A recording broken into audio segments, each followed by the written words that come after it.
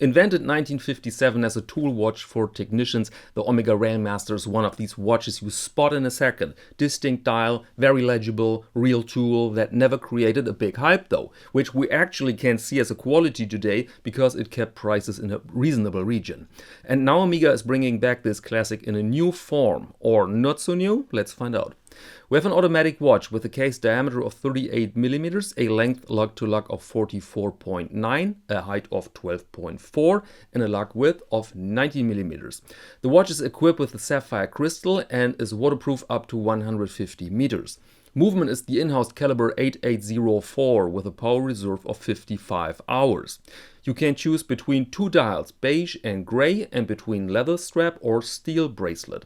And the price for the watch on leather is indicated with 6,200 euros, including VAT, or 5,800 US dollars without VAT. And when you want to purchase this watch on metal, then the price goes up to 6,600 euros or 6,000 US dollars. So let's examine the dial now. Almost everything you see here is done for a reason. We have massive lume for legibility on the large indices. 3 numerals for quick orientation. A large set of hands shows the time in an unmistakable way. Normally, in poor light conditions, you definitely can confuse the hour with the minute hand, especially with this dolphin type. That's why somebody smart came up with that extra arrow at the tip on the minute hand. Also, the gradient makes some sense because it enhances the contrast around the minute track where precision is needed. The dial itself is matte, not glossy, to minimize reflections. And the last logical step is to reduce the wording on the dial to a minimum, and voila. Now to the case. You may note the word Seamaster there in the case. What's this? Well, it's a typical Omega category. They think more in lines of watches.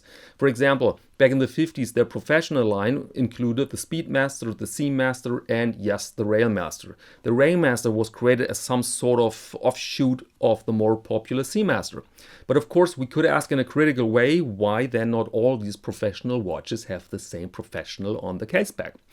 Worth mentioning is also in this context that Omega uses Aquaterra cases for this Railmaster, or at least a case with a striking resemblance. People have criticized this as a lack of creativity, and I'm not sure if this is 100% justified. First, because, as stated, the Railmaster was always a part of the Seamaster family, and more important, it works.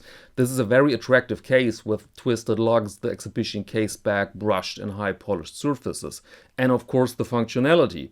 Whilst the old Omega Railmaster was protected against magnetic fields with a strength of 1000 Gauss, this modern watch can withstand 15,000 Gauss. This, together with a water resistance of 150 meters, makes a very robust tool. But let's carry on with the weak spots. There's also some criticism of the bracelet because of the high polished center links, huge center links.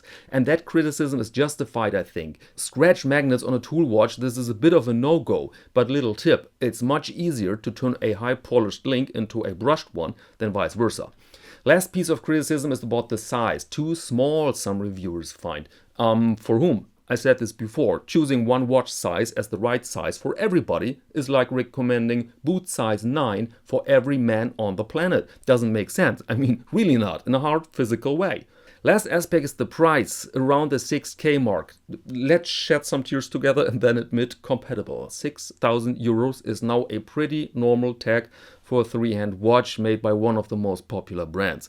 But if you like the Railmaster design more than the price tag, little tip, go vintage. Robust watches survive a few decades with ease and are still around.